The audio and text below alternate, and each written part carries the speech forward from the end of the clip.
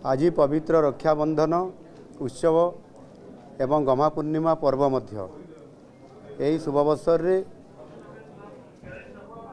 समस्त भौणी माननकु मो तरफ शुभेच्छा एवं अभिनंदन जनाऊँगी एवं समानंकु सुरक्षा केमिति मिलिबो सेतिपाई मध्य आज मु ये पवित्र रक्षाबंधन उत्सव रे प्रतिश्रुति दौची समाने समस्ते भलरे रहिबे सुखरे रहिबे सुरक्षा रे रहिबे आ समस्त ओडिशार भौणी मानकु सेतिपाई मध्य मु सुभद्रा योजना रे समानंकर सुरक्षा एवं समानंकर उन्नति पाई मध्य योजना करिछि समानंकर उत्तरोत्तर कामना करूछि।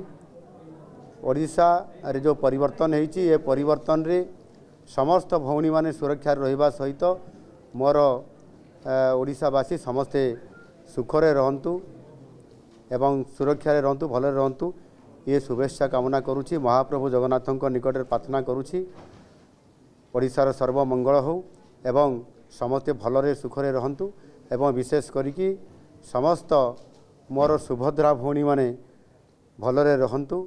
बहुत बहुत धन्यवाद।